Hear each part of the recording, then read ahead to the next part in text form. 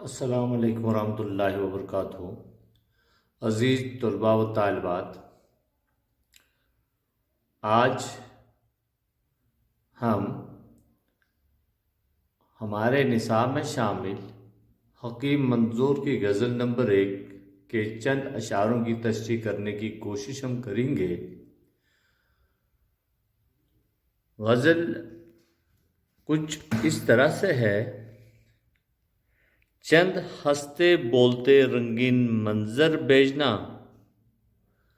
چند ہنستے بولتے رنگین منظر بھیجنا، ہو سکے تو ایک نیا موسم زمین پر بھیجنا، بھیجنا تو پھول، دینا تو ندائی عافیت، گل سے لکھ کے یوں میرا مقدر بھیجنا، مسکراتے کھیلتے معصوم بچوں کے لیے، آنگنوں میں کاف کی پریوں کے لشکر بھیجنا، رات کی کھنکی میں دینا تھوڑی سی گرمی ادھار، رات کی کھنکی میں دینا تھوڑی سی گرمی ادھار، دوپہر کے دھوپ میں سائے کی چادر بھیجنا، اب کہ میرا کعبہ دل دشمنوں کی زد میں ہے، پھر مدد کرنا، ابابیلوں کے لشکر بھیجنا، زرد پتوں کی صدا سے سخت گھبراتا ہے دل، اب نہ خون تشنے ہواؤں کو زمین پر بھیجنا۔ اور یہ غزل کا مقطع جو ہے، مقطع آخری شعر کو کہتے ہیں: پٹ گئے منظور پھینکے رنگ جو آنکھوں میں تھے، اے خدا ہر رنگ اب پہلے سے بہتر بھیجنا۔ چونکہ جہاں تک مطلع کا سوال ہے، مطلع میں شاعر یعنی کہ حکیم منظور شاعر جو ہے وہ اللہ تعالیٰ سے اچھے دنوں کے لیے دعا کرتا ہے، یعنی کہ ہمارے جتنے بھی بقیہ دن گزریں گے وہ پرسکون گزریں گے۔ اللہ سے دعا کرتا ہے کہ فرماتا ہے کہ ہماری زندگی کے جتنے بھی دن ہیں وہ پرسکون گزرے، اور فرماتے ہیں کہ زمین کا موجودہ موسم جو ہے وہ سازگار نہیں ہے۔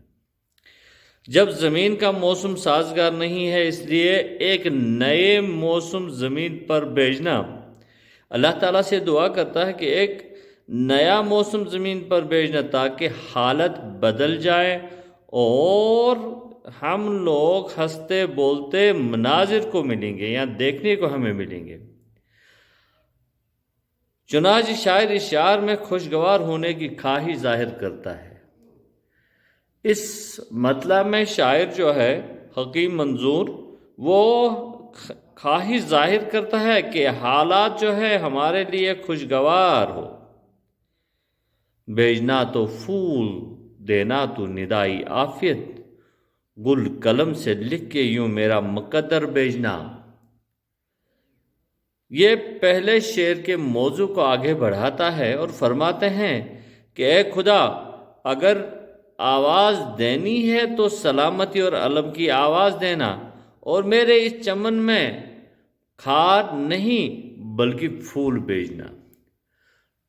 اللہ تعالیٰ سے دست دعا ہے، کہتا ہے کہ میرے چمن میں خار نہیں بھیجنا، جب بھیجنا ہی ہے تو پھول بھیجنا، کیونکہ پھول جو ہے ان کے نازک نرم قلم سے میری خوش نصیبی لکھنا اور یہی لکھ کر بھیجنا۔ شاید خدا سے اس شعر میں اچھے نصیبوں اور بہتر مقدر کی توقع کرتا ہے۔ تیسرا شعر ہے: مسکراتے کھیلتے معصوم بچوں کے لیے، آنگنوں میں کاف کی پریوں کے لشکر بھیجنا۔ دیکھیے یہاں پہ جو کاف ہے اس سے مراد ہے کوہی کاف۔ اس شعر میں شاعر فرماتے ہیں کہ معصوم سے مسکراتے اور کھیلتے بچوں کے لیے ان کے آنگن میں کوہ کاف کی پریوں کے لشکر بھیجنا۔ ان بچوں کے آنگن میں کوہ کاف کے پریوں کے لشکر کو بھیجنا،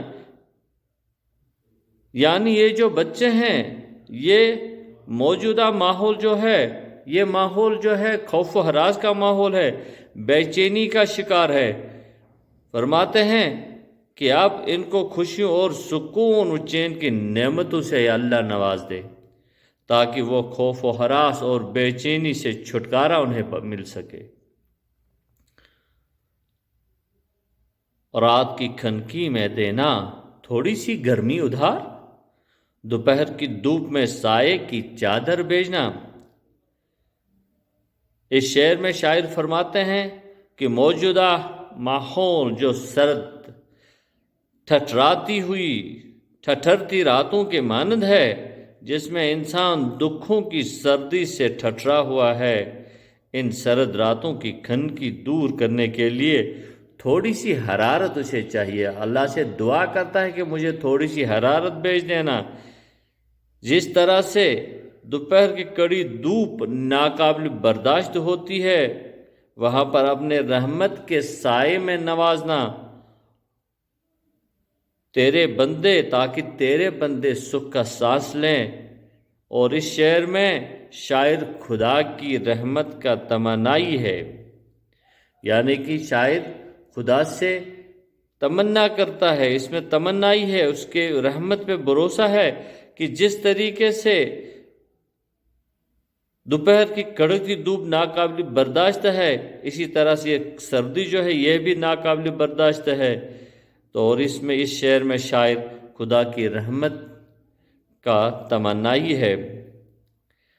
اب کہ میرا کعبہ یہ دل دشمنوں کی زد میں ہے، پھر مدد کرنا ابابیلوں کے لشکر۔ یہ ابابیل آپ نے پڑھا ہوگا قرآن شریف میں بھی، طیرن ابابیل، یہ بہت ہی ایک بڑا واقعہ ہے۔ اب بہت ہی اچھے پیرائے میں اس میں باندھ دیا ہے۔ اس شعر میں شاعر فرماتے ہیں کہ میرا دل کا کعبہ میرے دشمنوں کی زد میں ہے، میرا دل کا کعبہ جو ہے میرے دشمنوں کی زد میں ہے، ان دشمنوں کا مقابلہ کرنا میرے بس کی بات نہیں ہے، میں اپنے دشمنوں کا مقابلہ نہیں کر سکتا ہوں۔ یہ اللہ سے مدد مانگتا ہے، اور اسی لیے تو اپنے مدد کے طور پر تاریخ کو دہراتے ہوئے کہ جس طریقے سے اللہ نے اپنے کعبہ کو بچانے کے لیے ابابیلوں کا لشکر بھیجا تھا، اور یہی بھی اسی امید میں ہے کہ اپنے مدد کے طور پر تاریخ کو دہراتے ہوئے ابابیلوں کا لشکر بھیجنا۔ اللہ سے یہ دعا کرتا ہے کہ میری مدد کے لیے ابابیلوں کا لشکر بھیجنا تاکہ میرا دشمن زیر ہو سکے۔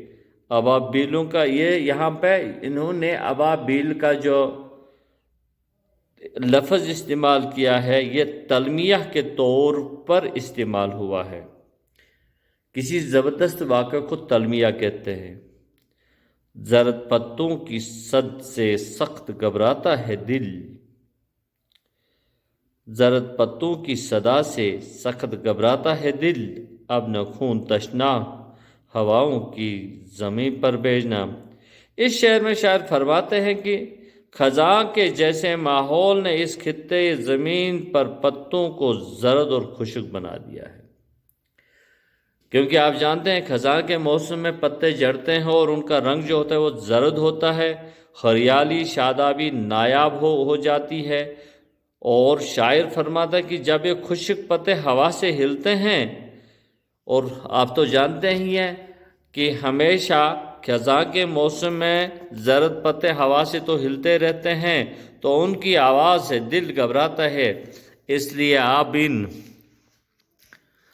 خون کی پیاسی ہواؤں کو میری زمین پر نہ بھیجنا جنہوں نے تمام ماحول کو ہیبت ناک کر دیا ہے۔ اور آپ جانتے ہیں کہ اس شعر میں شاعر نے حالات کے بدلنے کی دعا کر دی ہے، یعنی کہ وہ اس شعر میں حالات کو بدلنے کی دعا کرتا ہے۔ اب مطلع ہے پڑ گئے منظور فیکے رنگ جو آنکھوں میں تھے، اے خدا ہر رنگ اب پہلے سے بہتر بھیجنا۔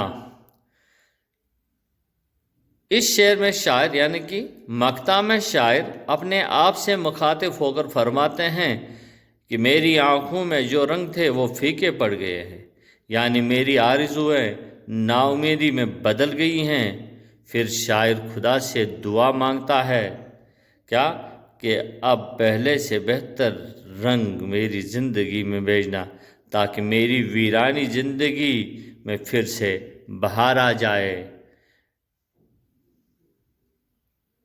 چونکہ آپ جانتے ہیں میرے بچوں کہ یہ on line of line classes ہم چھوڑ رہے ہیں، اس پہ یوٹیوب پہ اور پھر واٹس ایپ پر بھی۔ امید ہے کہ آپ دیکھیں گے۔ تو کل تک کے لیے اللہ حافظ۔